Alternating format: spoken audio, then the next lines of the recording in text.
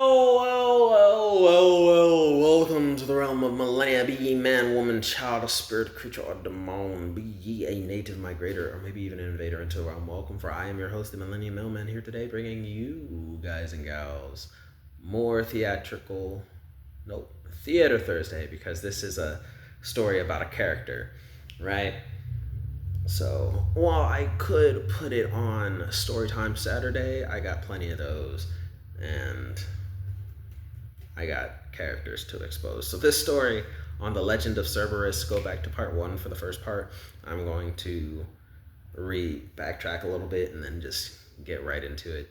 So, yep, the legend of Cerberus, right? And I'm gonna go back to reading through. Now let's see where I wanna.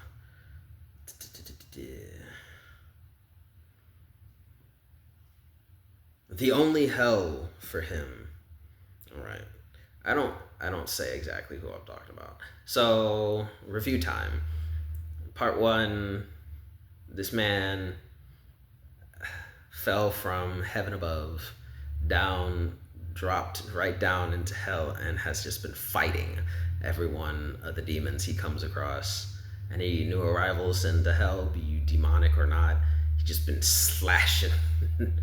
And then there's a big old tirade of what exactly he was doing.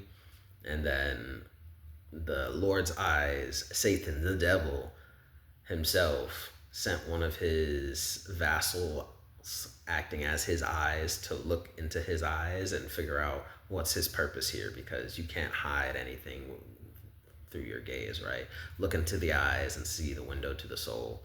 Why is he here? Why is he really here?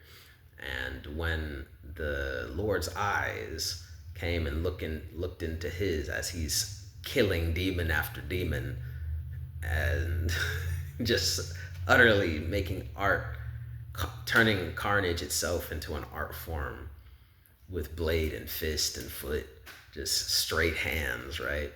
As he's out here doing this, the Lord's eyes is like,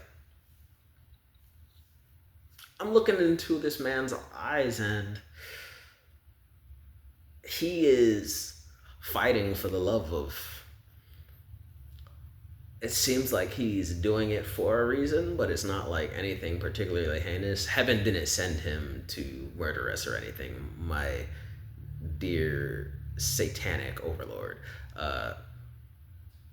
It seems like he's got his skill panel that's giving him powers, because that's crazy, because this is the afterlife. So he made it all the way to heaven and his skill panel is still effective. He was kicked out of heaven for reasons I can't seem to figure out, my lord, but he's here now and he's just fighting because he sees all these demons as demons. So it's not like heaven sent him here to kill us. He's just doing it for his own sake, because he thinks we're a risk to his child. It's like, okay, I'm gonna go there myself and recruit him then. I'm gonna give him permission to be the guardian of the gates of hell. No one leaves hell without my permission. And oh, he's losing memories. Oh, that's great. Every time he loses memories, let me know and I'll give him a new task. That's basically where we're at, right? And that's how he cycles through the titles of Horsemen of Apocalypse. But I'm gonna start here where I get into the exacerbation of what it is the envoy from Satan himself is seeing in this man's eyes. The only hell for him. I'm gonna go back another sentence. For the Lord's eyes exposed that if you peered into his soul, the only hell for him was a never-ending battle against those who dare to administer harm upon his offspring. The only hell was being surrounded by those who sought to do harm, and him being powerless to prevent the damage to his child. The Lord granted him control authority over the dimension gates, interior to exterior access, to form contracts with heaven's envoys, and he did so faithfully for millennia without fail, till he fully demonized both inside and out. Then the only thing left to sell to the skill panel was his very memories. So he began acting like those unawakened humans that got the old commoner's aged disease of Alzheimer's. With the loss of memories, he became the Lord's only cavalryman, going by 4 different names as his memories left completely. When the memories of morals, right and wrong, faded, he was the Lord's advisor of conquest and expansion in garbs and robes of purest white. When the proper human ethics on selfish desires, duties, and responsibilities had all faded away, so he became the Lord's grunt. The Lord granted him a new black abyssal steed, strongest one there was, and commanded him, the Lord did, to not only guard the gates, but to guard against those that sought to usurp the Lord, or dared to speak ruin upon the Lord in his dimension or the next. During then, his memories of preservation left, and his demonic image began to morph into one of a schizophrenic dog in duress with graying fur. A mere mangy dog for the Lord, with fading color, fading luster, growing decrepit till it looked like it was starved all its life. Patches of fur never regrowing and exposing the myriad of scars he had from the innumerable fights it's fought since coming to hell.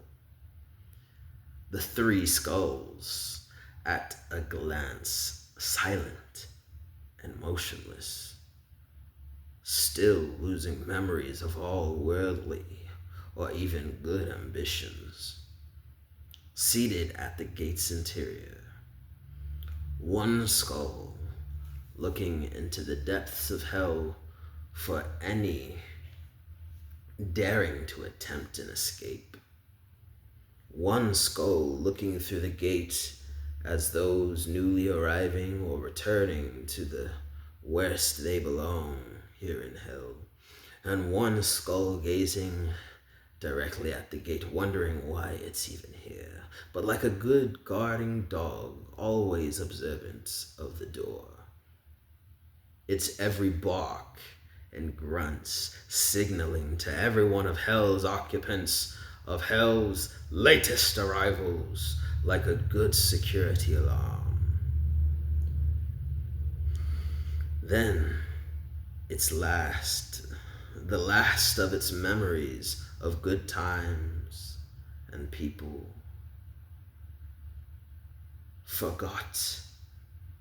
When it forgot its past life and companions, its past life and compassions from life and afterlife, the gray dog man stood no different to all, like a doorman taking notes of things it would surely forget about soon. The gray dog man finding everything equally interesting and equally not. It forgot even how to even restrain itself, and thus constantly it emitted various auras of desire, auras of guilt and doom, auras of death that seeped into the surroundings themselves, auras that were used as templates to train the Lord's new batches of warriors in resilience and harnessing of those auras for conquest, for famine, and for plague propagation, for the inciting of war and maintaining the Lord's efforts. And one day it shut its longer.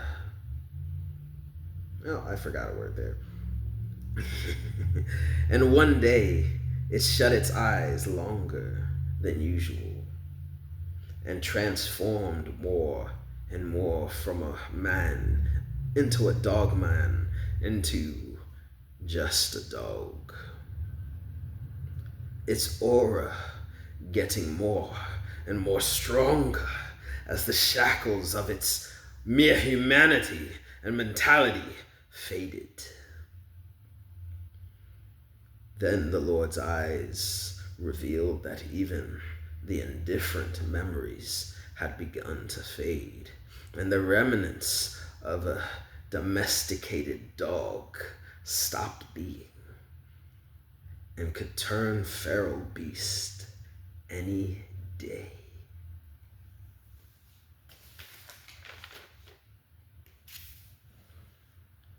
The gray schizophrenic dog without a single memory between its ears, not a single ambition in its heart, in its weariness, slumbered by the gates longer and longer and longer, till it ceased opening its eyes altogether, as if it had forgotten to do that too.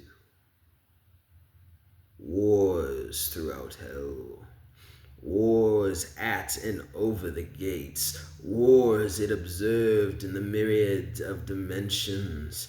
The Lord's eyes were there when it awoke for good again. The Lord's eyes were there to observe it living vicariously on instincts, not for survival, but to protect the gates, to guard against all trying to leave through those gates, like it once did before, like it did when it first dropped into hell, swinging, named Cerberus. The gray Cerberus began its carnage, devouring its enemies as sustenance, to reconstitute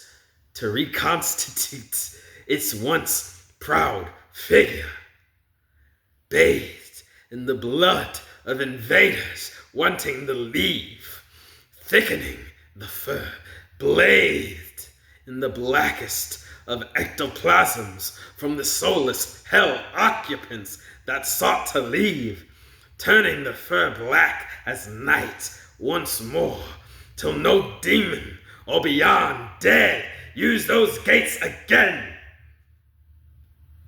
It continued to bathe in the blood of every invader entering its territory and baptizing every new arrival with a swift death that makes their displaced soul and new spiritual essence bodies unable to acclimate, and thus rendering them soulless beings only able to reconstitute themselves in hell, bound to hell's will for eternity. Bathed from black to a red so deep and fear-inducing, the Lord announced that the Cerberus would be eternally respected as a noble royal steed of the kingdom's ambition, with the moniker of the self-riding horseman of war.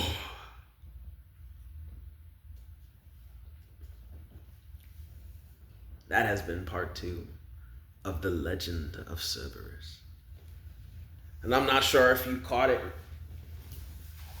but this is all 4. That has been all 4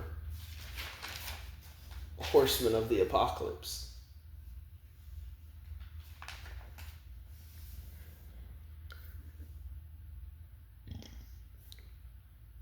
Now, this is halfway through it, and the other pages, I believe it's the last 1, 2, 3.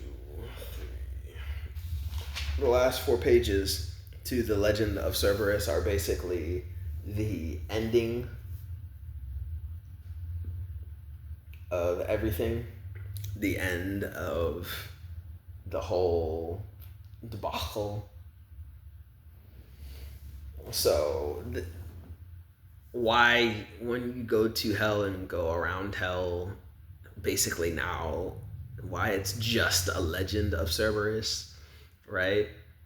Because the remaining half is how the Cerberus died, right? So that is the beginning of how the legend of Cerberus became in all the titles he's had up to this moment, right? And the remaining parts to this legend of Cerberus are effectively going to be the end of Cerberus. So we are halfway through the retelling of the legend of Cerberus, and why I canonically won't really have Cerberus in any of the Realm of Millenia going forward, which is why I'm perfectly okay selling this idea to some indie movie creators. It's like, yeah, you can go do that. It's not gonna have any like future reigning imminent effect on my Realm of Millenia because he's gone now. For where in time the Realm of Millenia takes place, Cerberus has no metrics over it because I already have this plot taken out of the way. So like Cerberus is not a big deal for the Realm of Millenia because he's already gone, right? So yeah, right. But yes, that has been part 1 and 2, the Cerberus backstory, and the next 2 parts will basically being the downfall and the death of Cerberus as a character, and I'll probably do like a explanation video, maybe one long one or a 2-part explaining all the intricacies and further details of this legend of Cerberus that I worked through in order to make just this terrible draft, because this is the drafting of it. I just want I it's like even this one right here where I'm doing the expose, this is like my final draft. It's not the actual final copy of the Legend of Cerberus because this one still has all the grammatical errors and stuff that I left alone and haven't touched up on. So this is just the final of the drafts and isn't even the final copy for the Legend of Cerberus, which is why it's being posted to YouTube. Otherwise, I'd have more problems about sharing it with you. But nah, I'm not retconning anything. If you ever see any of the things in here seem different in the actual official book, I'm not retconning anything. This is just what I'm willing to release because it's not the final copy, right? But yes, I'm going to cut the video there because I'm beginning to digress. But yep, like the video if you like the video or like what I said, how I said it. Comment down in the comment section down below your question, comments, concerns, thoughts, and opinions, and beyond down there, or give me an email at millenniummailman@gmail.com. I look into that once a week. We'll be continuing this story into the next week for part 3 of the Legend of Cerberus. And subscribe if you feel like it, dislike the video if you don't. I take no offense. This channel is not monetized at the time of this creation of the video, so it really has no bearing or effect on me. If you dislike the video, it gives me good criticism and feedback I can actually look at. But hey, I'm gonna immediately get to filming part 3. Peace, love, happiness, all the best of things to you. Legend of Cerberus continuing next Thursday.